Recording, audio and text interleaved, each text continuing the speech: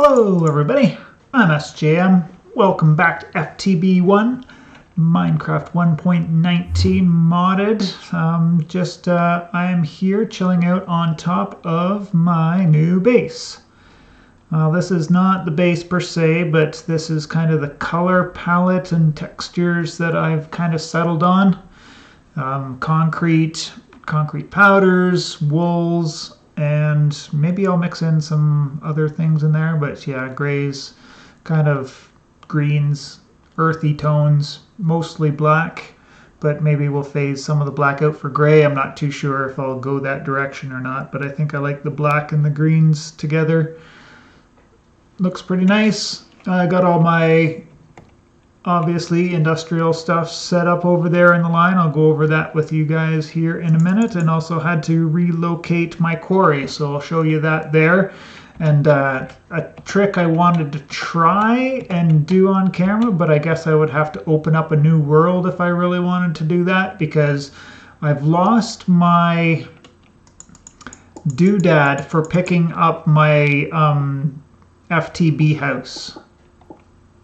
However it happened in episode 2, I think, when I set my house down for the... Oh, it was at the very end of episode 1 when I set my house down. I didn't actually pick up the item that uses the house, and it must have despawned, obviously, because it's nowhere to be found at all. But I think I pointed out earlier that when you pick up and put down that house, blocks that are attached to it seem to come with it. And I wanted to actually test that in the mining world.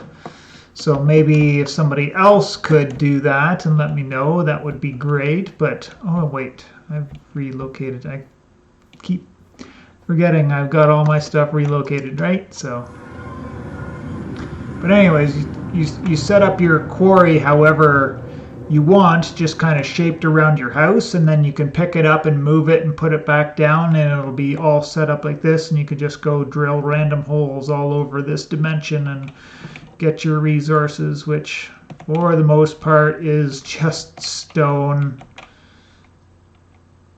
Yeah, like say mostly stone, bunch of that cobbled or deep slate stuff, and a little bit of dirt on top.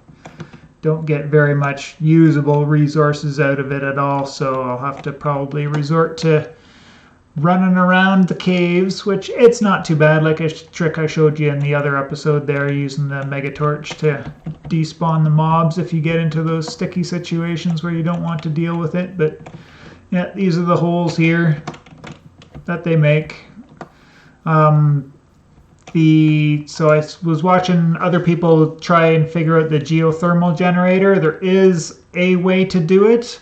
It's using the pump from the Industrial Contraptions mod in the Nether, and then you're going to use the Ender storage tanks to move the lava between dimensions, and then that will pump the lava directly into the lava generator, I think.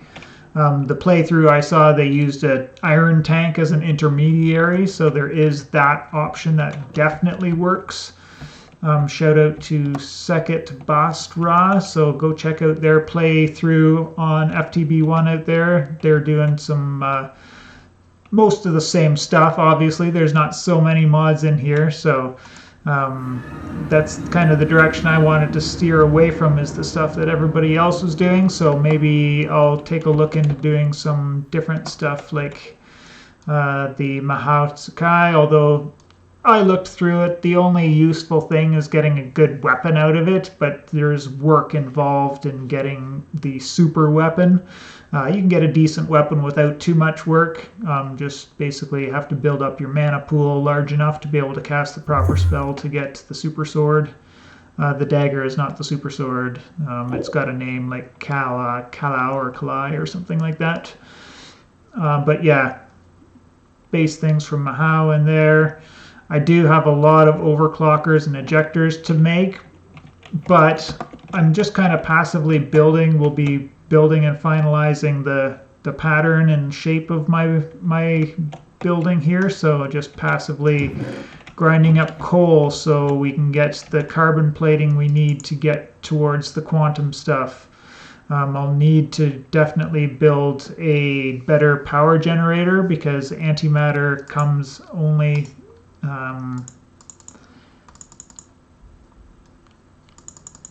one way. I forget what it's called. What's that?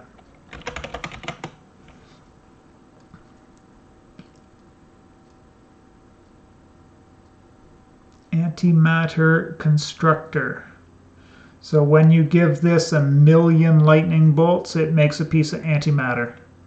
So we just got to amp up the power generation because the two MV power cells, generators I got going right now don't make much. We do got to get another star, but that's not too big of a deal because the trapping the wither in the end underneath the portal is always a thing, right? And then advanced machine blocks. I think the only other tricky thing in there is the iridium circuits. So you do need to find some iridium to get to that. So if you're going to be, when we want to get up to the quantum stuff, then that's the direction that we need to go to get there. That's the grind. Getting there. Other than that, yeah, just more iridium stuff, and then these advanced machine blocks, which isn't a whole big deal at all, right? Pretty simple stuff in the machine blocks category there. So what else was I going to cover? Oh yes, I totally forgot last episode.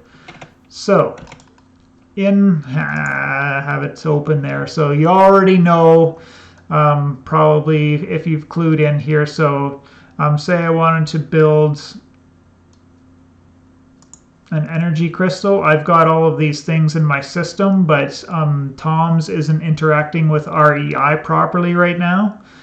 But if you go and open the vanilla GUI or search area, and I wanted to make, what was it, energy crystals, as long as, because I've got the showing craftables, right? I've got, if you're not showing craftables, you get a whole mess of stuff, right? So I know I had the stuff there, but you can use it to not have to memorize the patterns and pick all the things out of there, like I've been watching Second do their whole playthrough. So I'll mention it in one of their comments, but I noticed that they're just randomly, I don't know why I had the vanilla tablet open, but I did, and that worked for clicking into Tom's. So that's the pro tip of the day there for sure. I loved it. And then yeah, I've got this painted. I did make my paint can.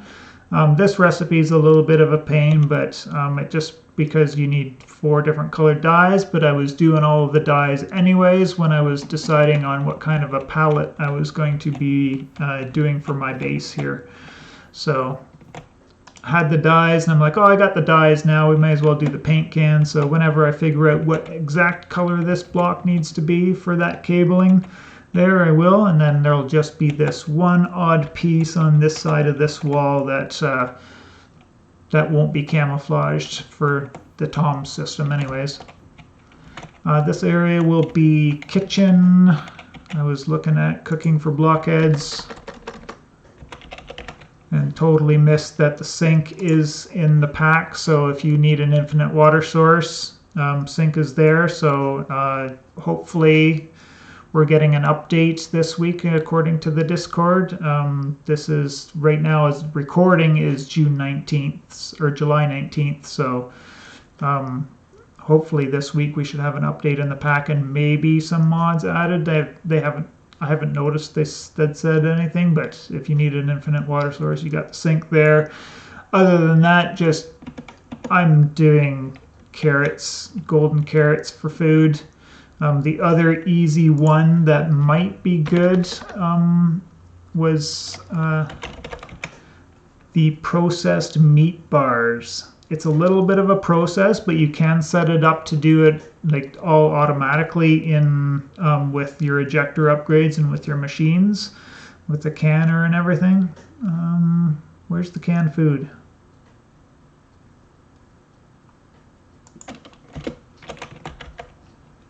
There it is. So canned food, this stuff is nothing special, but if you put it into the compressor, you get the protein bars. That's pretty decent. Doesn't have as much saturation as the golden carrot, but it does give you an extra haunch, right?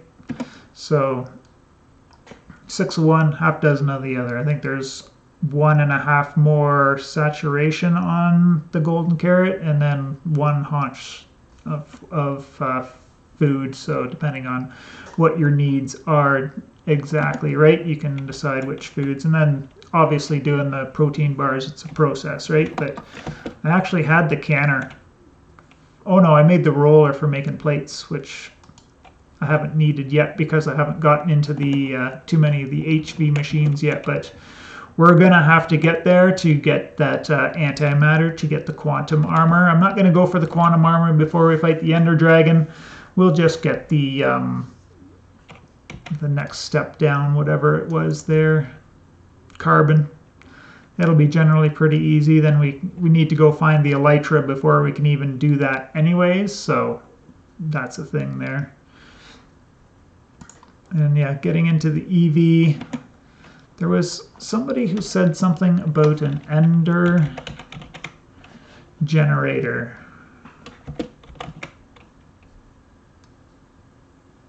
No. Ender Rift. Ender Rift structure? Nope, I don't think that's what I'm looking for. But they said that that was what they were using for all their power needs, so yeah, that's CC.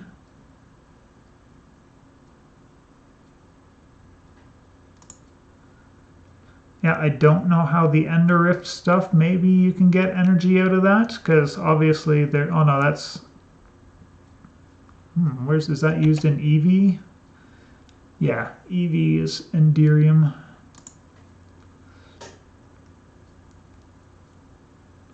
So we need lead dust, ender dust, diamond dust, and oh no, you would just put all those together. Yeah, just put Enderium dust. Not too hard of a recipe right there. Just, oh, I should probably queue up some diamonds to grind, seeing as how we're gonna need them.